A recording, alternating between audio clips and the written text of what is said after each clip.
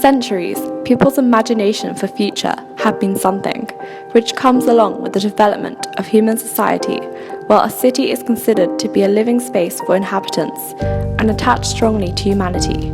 It is an indispensable process, which helps to shape and define the evolution of humanity. The visions could illustrate a negative or a positive side. However, it is undeniable that people are working every day in order to come up with a solution on how to actualize the ideal place to live. The way it was imagined in the past and now may have many similarities, however, differences are not less.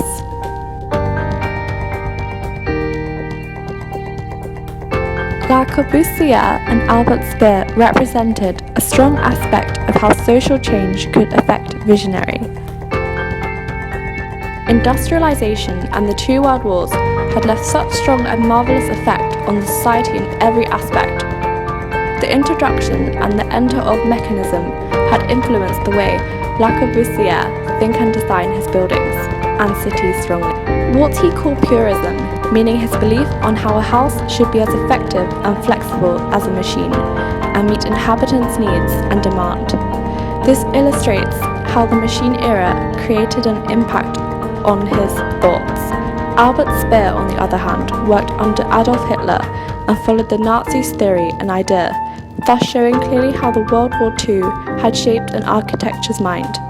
The size of a city will embody the power of a nation's presented through Hitler's ambition on creating the massive monuments and buildings.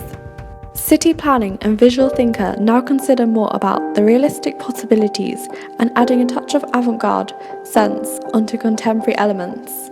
Zaha Hadid's architecture style is an example of how she could design her buildings with a futuristic spirit and show how she thinks fast forward out of her era.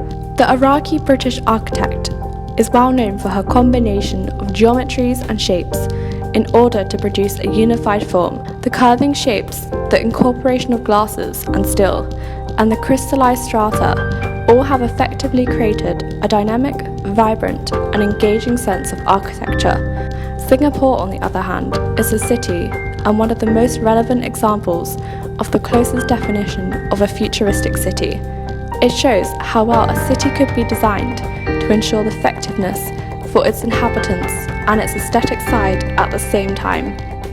Visions for the future, through different stages of time, may be varied, and even though it could become negative at some points, I believe people never stop hoping for a better future.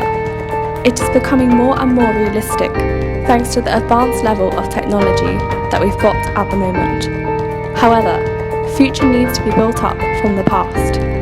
Everything coming from the past is what we've kept. We appreciate and manage to construct our own better future from there. The possibility of a city of future is becoming more and more tangible.